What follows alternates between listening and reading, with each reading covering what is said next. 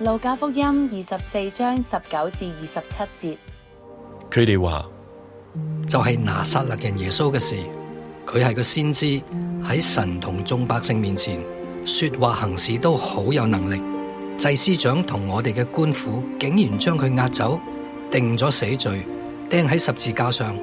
但我哋向來希望佢會拯救以色列人，不但咁樣，而且呢件事由發生到依家已經3日啦。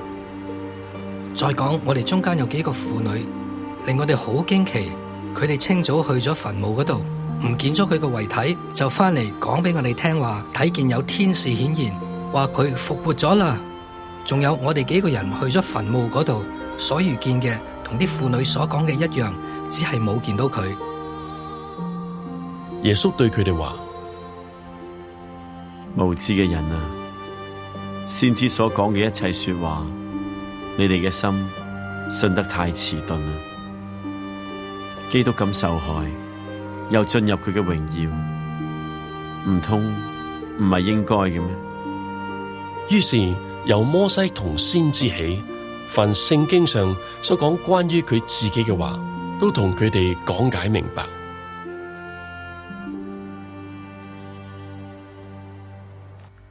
小朋友，考考你啊！呢2個門徒認為呢幾日發生咗啲乜嘢事呢？呢2個門徒唔單止知道耶穌嘅說話行事都係滿有能力，亦都知道耶穌係點樣被定罪同埋釘十字架。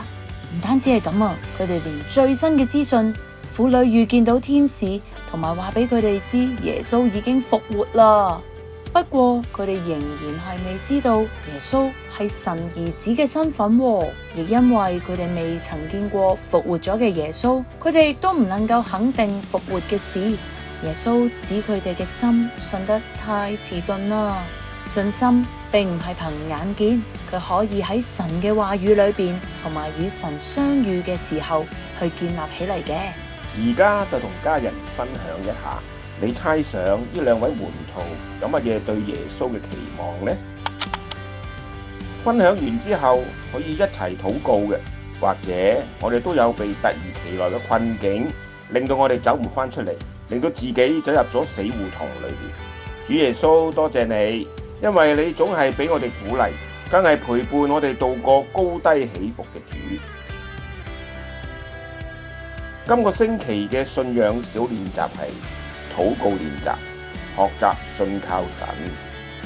今周我哋會成為一個守望者，為到不同嘅群體透過禱告去守望佢哋。今天讓我哋為我哋嘅團組去禱告，可以提名為每位組員去禱告嘅，鼓勵大家可以輪流帶領禱告。